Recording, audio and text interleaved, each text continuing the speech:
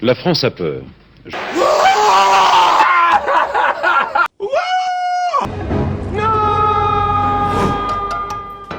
Amis du sordide et de l'insolite, du n'importe quoi et de l'absurde, du stupide et du cupide, à vous tous ce toqué, taré, critique, politique, saltimbanque et autres branques, sujet du jour.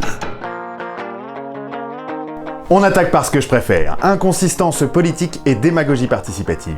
Boire ou conduire, il faut choisir. Alcool au volant, mort au tournant, on connaît les rengaines, mais de là à les appliquer, quand la volonté est faible, on compte sur la peur de l'homme de loi, qui s'en va prodiguer la sainte parole de la répression, de la prévention, à grands coups de PV rédempteurs et d'éthylotest salvateurs. Solution de technocrate. Frapper au portefeuille résout tous les problèmes.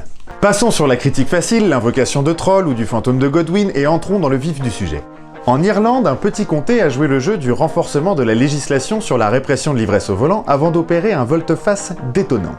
Afin d'éviter que la population la plus rurale n'en vienne à pratiquer l'alcoolisme comme l'onanisme, les autorités du comté ont mis en place un permis sauf-conduit. Une mesure autorisant certains citoyens à prendre leur véhicule après 2 ou 3 verres.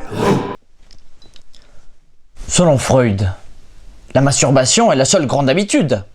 Ce besoin primitif qui supplante tous les autres appétits.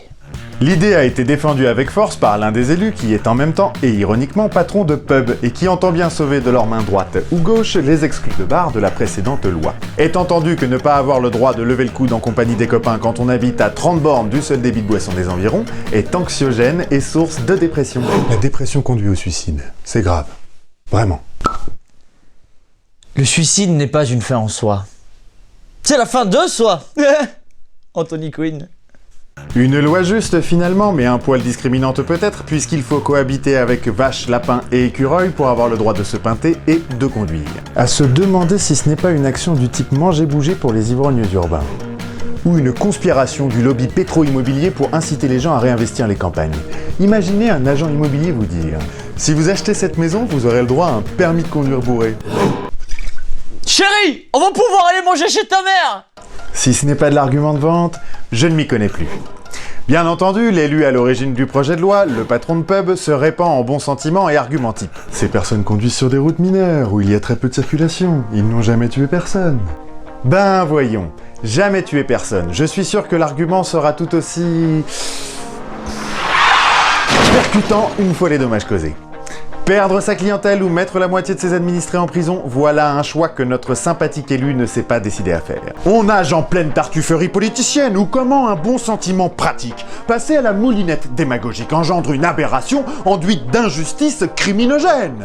La justice des hommes est plus criminelle que le crime. Francis. Picabia. Duralex, c'est Durex. La loi est dure, mais on se protège. Surtout que, question équité, notre rapport à l'alcool est loin d'être des plus objectifs. Entre l'alcoolique mondain et le poivre notoire, en passant par la petite nature, le paysan irlandais ou le polac au foie plus absorbant qu'un essuie-tout triple épaisseur, les 2 ou 3 verres autorisés représentent un monde. Présumer de ses limites est un sport de pub presque aussi pratiqué que la mauvaise foi. Giga 4. Même pas souffle. Enfin bon, on va pas cracher dans la soupe, aussi irresponsable que cette loi puisse être, on aimerait tous avoir un permis pour en transgresser une petite de temps en temps. Ça mérite un petit débat, encore fallait-il le savoir.